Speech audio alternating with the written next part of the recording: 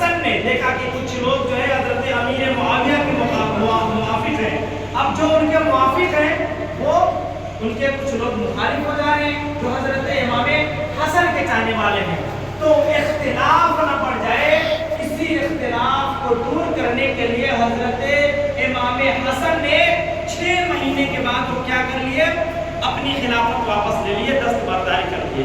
اب جب 30 سال مکمل ہو گیا، حضور کی حدیث پر عمل بھی ہو گیا، اس کے بعد میں آپ کو بتا دوں کہ 19 سال تک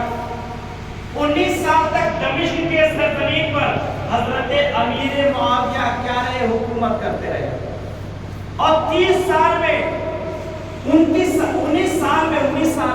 سال تک وہ حکومت کرتے رہے۔ 19 سال میں میں آپ کو بتا دوں کہ کہا جاتا ہے کہ امیر معاویہ وہ پائے کہ صحابی رسول کہ اسلام پھیلایا، اسلام کے 4 حصے کیے جائے، 3 حصوں پر حضرت امیر معاویہ کا احسان ہے۔ اللہ 3 حصوں، اس سے آپ ان کی شخصیت کا اندازہ لگا سکتے ہیں۔ جب 19 سال تک وہ حکومت کرتے رہے اور جب موت کے کاغذ پر آئے، موت کے آخری ٹائم پر آئے، تو اپنے بیٹے یزید کو بلایا۔ کربلا کی سرزمین پر جنگ کی ہوا، لڑائی کی ہوئی ہے تو سنیے گا۔ حضرت امیر معاویہ اپنے بیٹے یزید کو بلایا اور یہ وصیت کی کہ اے میرے بیٹے، اب میرے موت کے میں بالکل قریب الموت ہوں، موت کے کاغذ پر ہوں۔ جیسے انہوں نے اتنا کہا تو امیر معاویہ، حضرت امیر معاویہ کے جو ہے فرمان پر یزید کہتا ہے کہ ابو جب آپ کا وصال ہو جائے گا تو خلافت کے منصب پر کون فائز ہوگا؟ خلافت کے منصب پر کون فائز ہوگا؟ حضرت امیر معاویہ کہتے ہیں کہ بیٹا خلافت کے منصب پر تو فائز ہوگا، لیکن اس بات کو تو یاد رکھنا کہ کوئی بھی کام بغیر امام حسین کے مشورہ کے مت کرنا۔ جب تک امام حسین کھانا نہ کھا لے تو کھانا مت کھانا، جب تک کہ امام حسین پانی نہ پی لے اس وقت تک تو پانی نہ پینا، یعنی امام حسین کے مشورے کے بعد کوئی بھی کام مت کرنا۔ جب تک وہ مشورہ نہ دے دے تب تک بغیر اس کی اجازت کے کوئی کام مت کرنا۔ اور چند ہی دن گزریں گے، جب حالات سازگار ہو جائیں گے تو امام حسین کو اپنی خلافت سونپ دینا۔ کیا کرنا؟ سونپ دینا۔ اس لیے کہ جب تم اپنی خلافت نہیں سونپو گے تو کل قیامت کے دن امام حسین کے نانا جان کو تم کیا جواب دو گے؟ اس لیے کہ خلافت وہیں سے چلتی آ رہی ہے۔ امام حسن نے جیسے اختلاف کو دیکھتے ہوئے اپنی خلافت ہمیں سونپی ہے نا، اسی طرح کچھ دنوں کے بعد وہ سونپ دینا۔ اس کے بعد حضرت امیر معاویہ کا انتقال ہو جاتا ہے۔ کیا ہو جاتا ہے؟ حضرت امیر معاویہ کا انتقال ہو جاتا ہے۔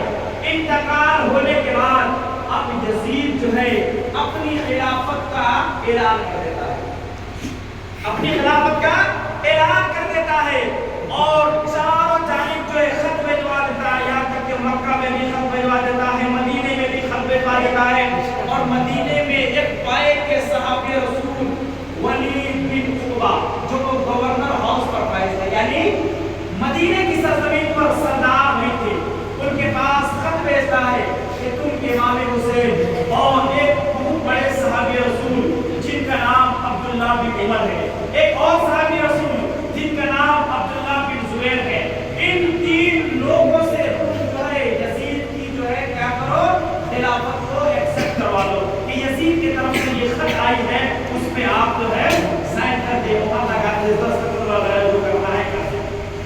اب جب اتنا حضرت ولید بن عقبہ سنتے ہیں تو مروان بن حکم کو بلاتے ہیں، مروان بن حکم سے وہ مشورہ لیتے ہیں، تو مروان بن حکم چونکہ یزید کا چاہنے والا تھا، یزید کا پیروکار تھا، اس لیے وہ کہتا ہے کہ جو یزید کا حکم ہے اس حکم کو آپ مانیں، اور اگر یہ تینوں لوگ یعنی امام حسین اور عبداللہ بن زبیر اور عبداللہ بن عمر اگر تینوں لوگ اگر امام حسین امام یزید کی اگر خلافت ایکسپٹ نہیں کرتے ہیں تو ان 3 لوگوں کو قتل کر دیا جائے گا۔ اب جب حضرت ولید بن عقبہ سنتے ہیں تو چونکہ وہ صحابی رسول تھے، امام حسین اہل بیت اطہار سے سچی کی محبت کرنے والے تھے، اب وہ کہتے ہیں کہ اگر یہ لوگ خلافت یزید کی خلافت اگر ایکسپٹ کریں گے، بیعت قبول کریں گے یا نہیں کریں گے،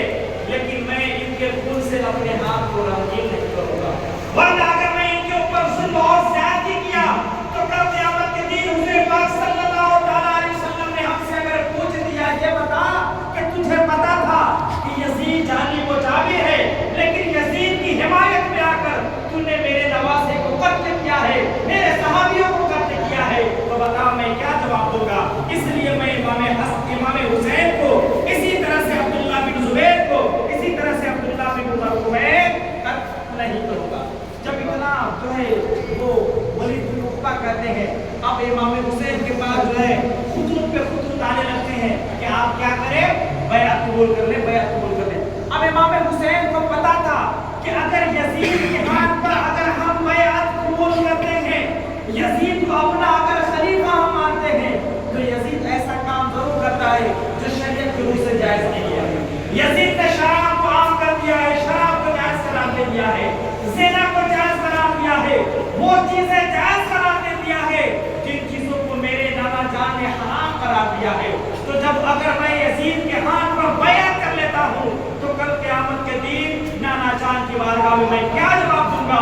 और अगर मैं मदीना की सरजमीन में होते हुए यजीद के हाथ पर अगर मैं बैअत कर लेता हूँ तो लोग देखते देखते कि जब इमाम हुसैन जो नबी के नवासे हैं उन्होंने बैअत तस्लीम कर ली तो हम लोग कौन होते हैं। अब इसलिए इमाम हुसैन को ये भी पता था कि अगर हम जो है यजीद के हाथ पर बैअत कबूल नहीं करेंगे, बैअत नहीं करेंगे तो हमारा जानी माली दुश्मन बन जाएगा। इसलिए अब इमाम हुसैन जो है मक्का की मदीना की सरजमीन से अब वो मदीना मक्का के लिए रुखसत होते हैं। मदीना के लिए जब रुखसत होते हैं तो सबसे पहले अपने नाना जान के रोज़े अनवर पर जाते हैं। जाने के बाद आखिरी सलाम पेश करते हैं। क्या है नाना जान, मदीना की वो गलियां जिन गलियों में मैं घूमता था, फिरता था, नाना जान एक वक्त ऐसा भी आता था कि जब आप मस्जिद नबवी में नमाज पढ़ाया करते थे तो मैं आपके पुश्ते नबूवत पर जाकर के सवार हो जाया करता था। नाना जान जब मैं आपके पुश्ते अनवर से उतरता नहीं था तब तक आप सजदे से सर नहीं उठाते थे। नाना जान यही वो मदीना की गलियां हैं जो मुझ पर तंग हो गई है, यहाँ रहने से मैं कासिर हूँ। नाना जान यही वो मदीना की गलियां हैं कि जब आप मस्जिद नबवी में खुतबा दे दिया करते थे और मैं गिर जाया करता था तो खुतबा छोड़ करके आप मुझे उठाने के लिए आते थे। नाना जान यही वो मदीना की गलियां के जब मैं रोने लगता था तो आप मेरी अम्मी जान से फरमाते थे, ऐ बेटी तुम हसन हुसैन को रोने मत दिया करो, इसलिए कि जब हसन हुसैन रोते हैं तो तकलीफ मुझे होती है। नाना जान अगर मेरी बस रहे और मेरी अगर हुकूमत चले तो ये मदीना की गलियां जिन गलियों में मैं आपके साथ घूमा करता था, फिरा करता था, इस गली को छोड़कर जाना मेरे लिए बहुत दुश्वारी की बात है, बहुत मुश्किल की बात है। लेकिन नाना जान मैं आज यहाँ से जाना चाहता हूँ, इसलिए कि हालात ही कुछ ऐसे आ गए। अब अपने नाना जान के रोज़े से जो है आखिरी सलाम पेश करते हैं। आखिरी सलाम पेश करते ना, इसी वाक़ये को किसी आशिक रसूल ने क्या लकीर खींचा है कि अपने नाना जान के रोज़े अनवर पर जाकर के बहुत सारी बातें करते हैं और बहुत सारी बातें जाकर के कहते हैं कि छोड़ कर अब तेरा आस्ताना करबला जा रहा हूँ मैं नाना। सुभान अल्लाह, से बोलिए ना। इमाम हुसैन जाते हैं यार, जाकर के सारी दुआएं करते हैं, सारी दुआ करते हैं, सारी दुआ करने के बाद और उनका बस उन्हीं का बस कि छोड़ कर अब तेरा आस्ताना करबला जा रहा हूँ मैं नाना, करबला जा रहा हूँ मैं नाना। ओ मोरे नाना, ओ मक्की नाना, ओ मदनी नाना,